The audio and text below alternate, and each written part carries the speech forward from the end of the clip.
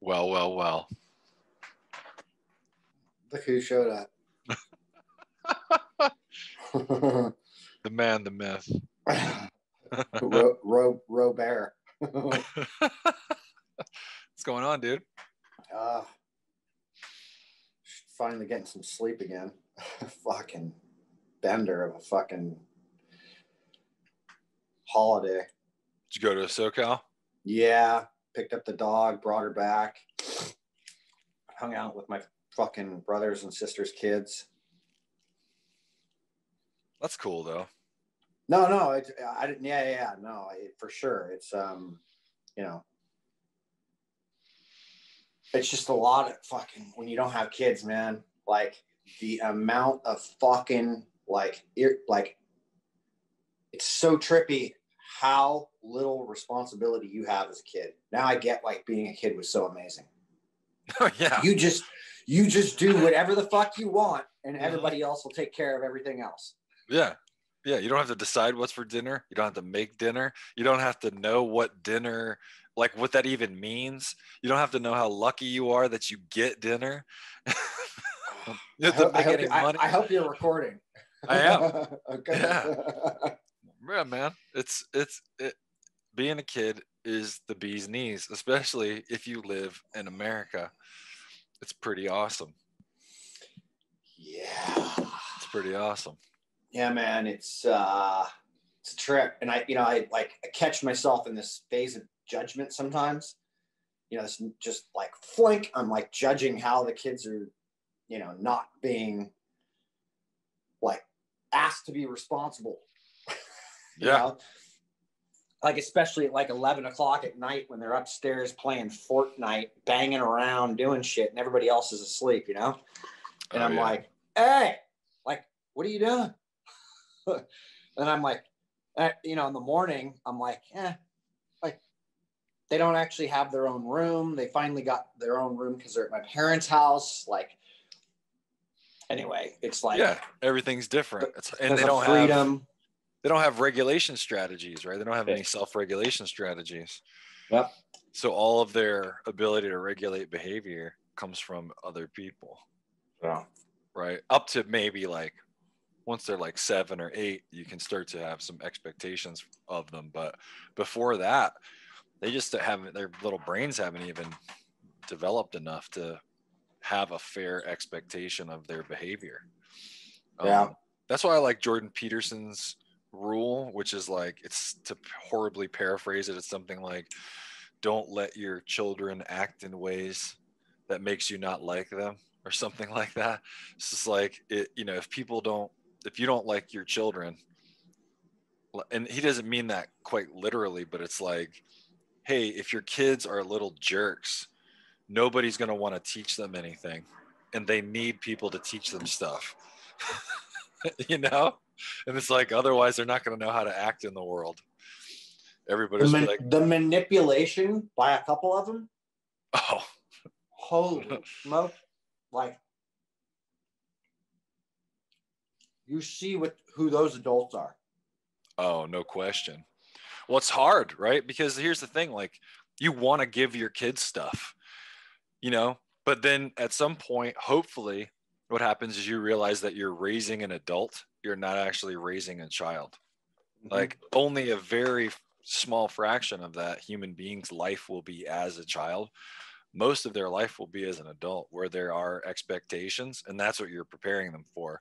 But like, when you have this cute little thing in front of you that's like, oh, can I just have one more cookie? Like, I really love you. Then you go, fuck. Well, yeah, I do want to give this kid a cookie, and maybe they do love me, but what they really mean is, oh, I spotted an emotional weakness that you have for emotion and affection, and I'm going to unconsciously manipulate that to get what I want right this moment, not knowing that a sugar rush will make me a miserable fuck until midnight. And therein lies the problem with society as a whole. It was funny because this came up and it directly ties to this, but it's like my sister was talking about sanctuary cities because she lives in one. You know what sanctuary cities are? So sanctuary cities are cities that are so compassionate, but they have zero road towards responsibility. There's zero like, hey, we'll just provide you all of the things that everybody else is working for, right? And that is no different than genocide. It's just long-term genocide. Long-term, and like look at healthcare. Look at health as in general, obesity. Like, oh yeah, you know what? We'll just make a food pyramid and we'll just talk about things that would be good for the public and end up making them feel better, but in the long run, basically just utterly ruin the system, ruin society, and is the ultimate downfall of our entire or collapse of our entire system. Well, I think, I don't know, man. I think there's a couple things there. Like, one, I'm not so sure anymore that compassion is the highest virtue. Yep. I think it's a virtue, and I think it's an important virtue, but I don't know if it's the best gift that you can give to another person, or the best virtue you can possess necessarily. I think it's a virtue that you want to work towards, but I also think that people mistake having empathy as being like that it's permissive towards all behavior. That's why I like that the way Emily phrases it, like, hey, I acknowledge your trauma, but like, now what? Like, I'm sorry that happened to you. I'm sorry that you feel that way, but now what? Like, okay, like, you're still responsible for your behavior. Yeah. And I think that's the thing is, like, I don't think because somebody is obese that means that, like, you should bully them like the fat kid in the movie and be like, hey, you fat jerk. And it doesn't give you the right to mistreat somebody, but also they are still responsible for the outcomes that go with being obese. And we shouldn't lie and say that it's healthy. I don't think it makes you a bad person either. Like, if you're obese, it's not necessarily a reflection of your total character. It's just that, like, I'm not going to lie and say that it's not good for you. Yeah, well, I feel like the overall idea of what compassion is has changed. And so compassion or empathy, I think more importantly, is very different from sympathy. And I've written about that, and I think we're in more of a sympathetic culture, and culture being no more than an agreed upon cult. And so we now live in a place that we've all agreed that we're going to sympathize. By and large, the majority of us will just sympathize for those that are not, in greater need or having more trouble, right? Versus empathize and create or look for more responsibility, or how somebody could look for more responsibility towards those things. And the problem is that, things like with what we talk about, breath control is what I have really found is that the problem with people, I guess, quote unquote, buying in, is they just can't believe that something that simple can be that effective.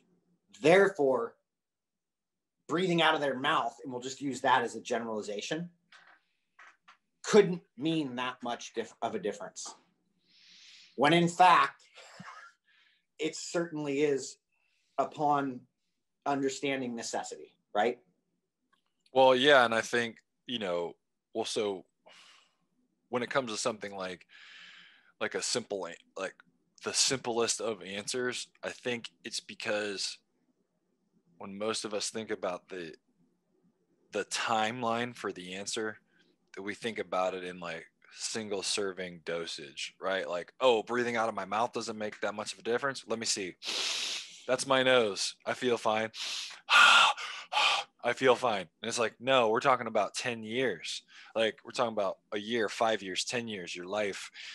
And it's actually the repetitive behaviors It's these small repetitive behaviors that actually add up. It's just like brushing your teeth for 30 seconds doesn't cure all tooth decay, but brushing your teeth for 30 seconds 3 times a day from the time that you're 2 until you die prevents tooth decay. It's the repetitive behavior that where the magic is. It's not in like a single serving. And to kind of go back to your point about sympathy and empathy, it's like sympathy is like that you when a mosquito lands on you and it sucks your blood, you go, oh, well, she's just trying to feed her babies. And so you sit there while the thing gives you Zika. Mm-hmm. And empathy is, oh man, there's a mosquito biting me. Smack. I understand what was happening, but I'm not allowing it. You know, it's exactly right. You know, and like, I mean, take it back to like the whole trauma thing too. And this is why I think we've struggled, and this word has become such a like trigger point, man, is from a clinical standpoint, we can't define what trauma is because it's such an ubiquitous thing, right? Like it's just this thing we don't like. People can create phobias and things around anything, right? And as a kid who's not taking responsibility for things or not required to, right? I should restate that. Because you know, I mean, like my sister says straight up, like the difference between a kid who's out of control or who takes more responsibility and doesn't is a parent who provides that structure. No kid wants to be running around with no structure. They actually want the structure, you know. Thus, you know, it's like you've got a parent or parents running around who don't understand that concept.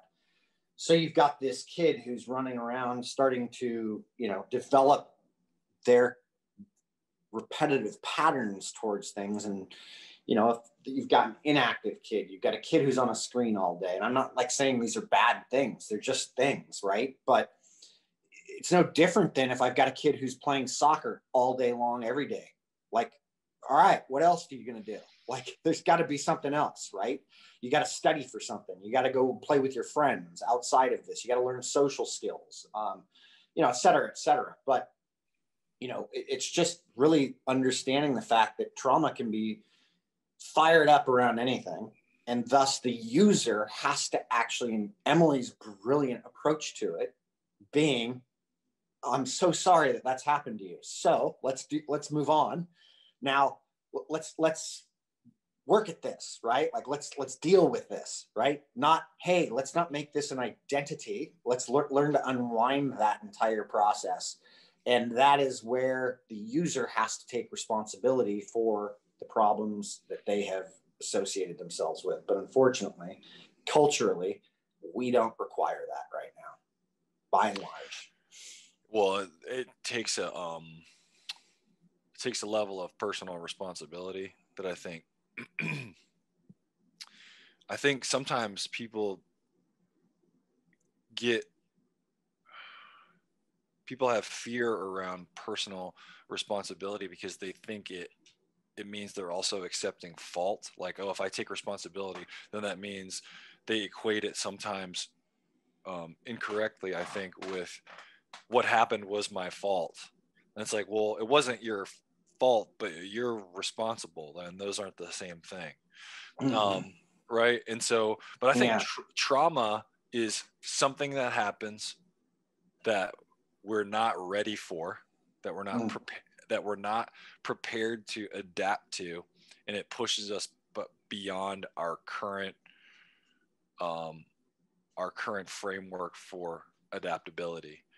And that can be physical, and that can be mental. And I think some traumas, physical and mental, can be so severe and push us so far that we may never fully come back. But I guess the question is, like, whether it's physical or not, how adaptable are you after that? And when we look at like the adaptive athlete community, I think like maybe they're one of the hallmarks in strength and conditioning for like what's possible if you change your frame of reference about what being adaptable means. It's like, you know, for me, when I worked at the Working Wounded Games, it's like once you see somebody with one arm kneel down and like lap 150-pound Atlas stone and then put it on a pedestal that their chest height, and they don't like cry about what happened to them or make an excuse or nothing. They lift that fucker up, or if they fail, the community rallies around their effort. Like the merit is built into the effort. Like, hey, you made no excuses. You came and did your best. Or, you know, like I saw a girl there, like literally she was above the elbow congenital amputee and literally chained a kettlebell to her arm so she could swing it, like chained it. I was like, that's the most medieval thing I've ever seen. Like, that's so badass.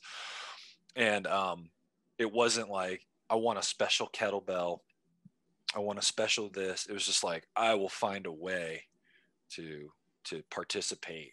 Or right? Don't treat me differently. Yeah. Like, and it's like, how strong is that person mentally? Like the things that they do, the way that they navigate through their life are going to be different. And I think the same goes for psychological trauma. Like sometimes those people navigate in a fundamentally different way, especially if the psychological trauma was when they were young. And I think whether it can be done or I mean, what can be done about it and undone, man, that's a spider web of investigation. But I think maybe the question could be like, how adaptable can we be? And then, you know, acknowledge like everybody's had some trauma because something has happened to you that you weren't ready to adapt to. Right. And so then it's like, well, if I survived, if I didn't die, then there's still hope. So it's like, well, what now? What's the smallest bullseye that I can shoot for from here? And I think that's one of the gifts that breathwork gives you, is it helps you be honest with yourself about where you are in that continuum, because you have to interface with physiology that doesn't care about your story. Like you can't, you know, you can have your story and then breath's like, no. Yeah. Yeah. Like that, this kind of, you know, it's interesting in working with so many, like the variance and of elite athletes that I've worked with. And I put this out, I think last night on my story, where I think McEwen wrote an article about something HHPF put out. And so I read some of it, and, you know, it's obviously he does a good job because he understands this stuff. And he's like, elite athletes and mouth breathing. He said the problem is that they just don't understand that fitness and health aren't exactly the same thing. And thus there's this whole thing with mouth breathing that's really rampant in elite athletics. And he names and he points out that asthma is cited far more in elite athletics than it is in the general population. 20%, greater than 20% of elite athletes report at the Olympics they have asthmatic symptoms, right? The general populace is 10%, roughly. And, you know, the problem within being an athlete or thinking in terms of an athlete is that things are about points or winning, right? And, or weight moved or time, right? All things that aren't actually real, right? They're just constructs of ideas in order to get me to motivate to do something, right? Versus what we're dealing with is something that we have a relationship to. And thus, I don't want to actually look outside of that egoic state that I'm in. And look, I'm not trying to be preachy here. Like, I have an ego.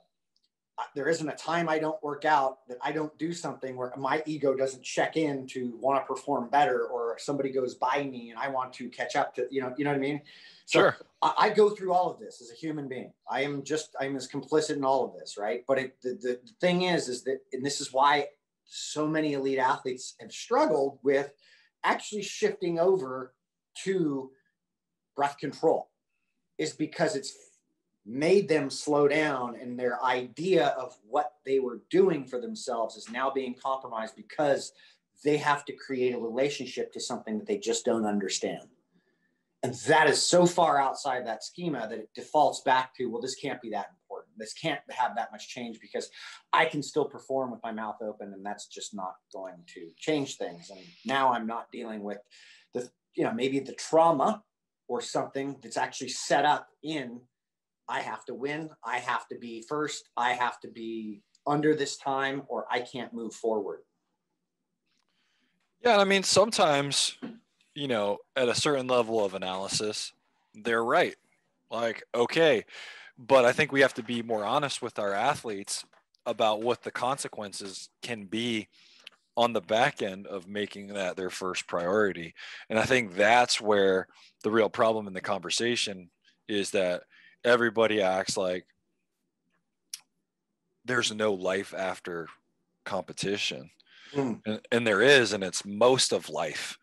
And that there has to be something else that sort of gives meaning to your identity after that point. Otherwise, your potential for suffering is going to be really high.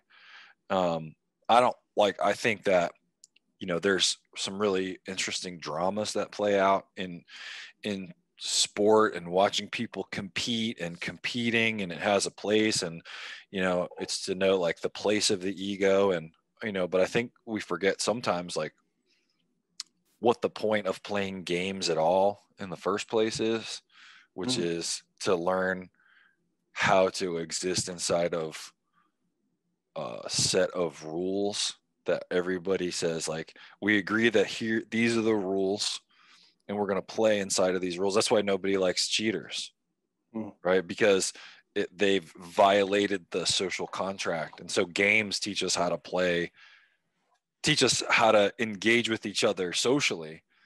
And you can tell, like, when you hang out with adults, which ones engaged in sport and played games and which ones didn't, because they don't know how to work with other people. Like, even on a team, on your own team, you'll have to work with people that you don't like.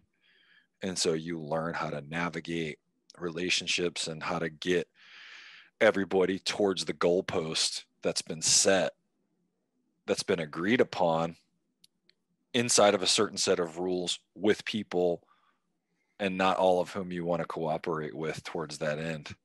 And I think that's an important skill. But the thing is, we don't really contextualize it. We sort of, make it about only the lowest level of analysis, which is win this game today. But the real thing is, like, and we were talking about this the other day at, of course I have to bring up jujitsu, is that guys who, people who are new on the mat, they think that it's about trying to tap the other person every single time that you roll. And that is part of the goal, right? To like try to get the other person to submit. But really, if you make it about engaging in the game with the other person, then what happens is you're set, like the amount of times that you'll be able to submit the largest set of possible opponents over time increases, because you can actually experience the broadest set of reactions from people who you play jiu-jitsu with, if you're not just trying to engage in a dogfight where you're both just trying to tap each other at every turn. And you see this with people in advanced levels, that they play more, they play the game, and maybe nobody gets submitted during 6 minutes. They might go their whole session that day and not submit each other, people who are of high ranks, because they're taking risks and playing a game. And like every time you've ever been in a role that you lasted the entire 6 minutes, I know what my experience has been with that in the few times that it's happened. But what is your experience with that? Like, me, you're happy. Like, it's almost like, wow, we just rolled, nobody tapped anybody in that 6 minutes. It's just fantastic. It feels more like wrestling with your cousin when you're little. You know what I mean? Like when you're a little kid, like you're not really trying to hurt each other. I think there's a place for both of it. Then the other side is that, like the competition side helps you on a lower level of analysis, which is I'm not trying to talk in absolutes. I just know that the few times that it's happened with me, I'm like, oh wow, that was a great session I had. Like I defended myself well, because usually that's what it meant. Yeah, exactly. Only Sith speak in absolutes. When you started that thought about, before the BJJ, it was like, I think of that sport, the Italian sport, Calcio Fiorentino. Yes. Right? Like limited rules. There are few, but it's almost like this whole freedom thing, It's bare knuckle fighting with the ball. Bare knuckle fighting with putting a ball in a net. Yeah. And you can just hit somebody for no reason. Did I tell you I went to a practice when I was in Italy? No, you did not. AOB? I did not remember you telling me that. Yeah, when I went to Florence. Yeah. Guido set us up, and we went and watched the red team practice. I got to check in with that guy. And let me tell you, there's some gnarly dudes out there. Like, this no joke. I've seen the documentaries on that stuff. They're ready to fight out there. Like, like looking me up and down. I was like, I'm not participating, guys. I'm not giving you an excuse to punch me in the mouth. Like, this ain't happening. At 46, I'm like, nah. But that sport would have done well served me well as a youth. Like, yeah. I mean, that's why I loved water polo, but it was like something where you had to actually learn real quick who to fight with and who not to, and where respect was given, and where it wasn't, right? And I was just somehow really good with that stuff, but I enjoyed the aggressive nature of things like that. Anyway. Go figure. That's because it cuts. Yeah, but it cuts through the horse shit. That's right. Right. It just cuts through the nonsense. Like, direct. That's how it is. And I think, kind of go back to the beginning of the conversation, I think a lot of kids would do well to experience that kind of. And it was like rough play. Like, there's a lot more helicopter parenting now, where the kids are constantly supervised. I think, sometimes you just got to let them figure it out too. Like, just let them scrap with each other a little. You can't let kids hurt each other, injure each other. But like, sometimes, if you're talking some smack to your cousin, they might smack you in the mouth. Like, and I'm not saying that's the way to solve problems. Just know, like, hey, that's a possible outcome of being a jerk. Like, somebody might smack you in the mouth. Like, that's not how we want to solve everything. But at the same time, be careful with your words. And I mean, I'll be honest, and I'm not trying to say that everybody needs to go through this, but it's very apparent with kids and people in general who grew up without those consequences. Yeah. I mean, I didn't really get spanked or anything. Like, wasn't a big part of our discipline, but I'll tell you what was. Consequences were for sure a part of my household. And I remember in high school, I made a teacher cry. Maybe I was in like 10th or 11th grade, and I said something like really horrible and personal to this teacher in front of my whole class because she embarrassed me in front of a girl who I had a crush on, and like basically outed my crush. And I was like, so I hit her back, and I hit her back way disrespectfully, and she literally cried in front of our entire class.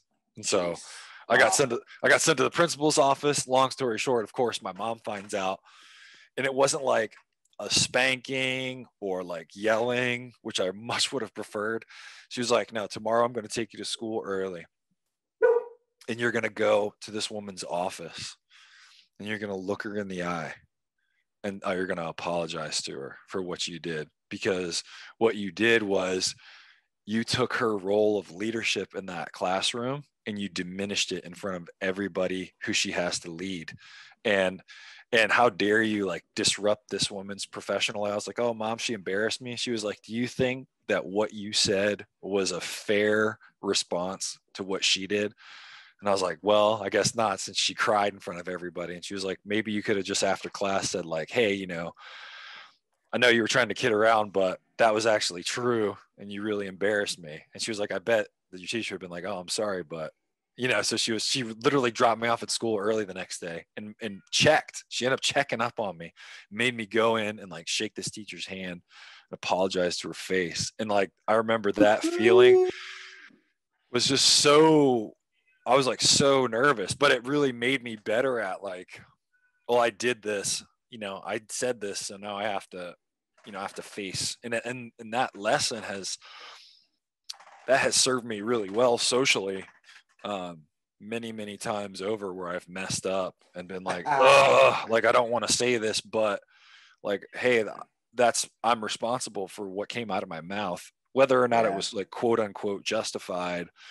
Like, I'm responsible for things that I say and do. And when you admit that to other people, it goes a long way to like maintaining social order and repairing relationships. And those skills are really important. And I think those are skills a lot of people are losing. They really aren't.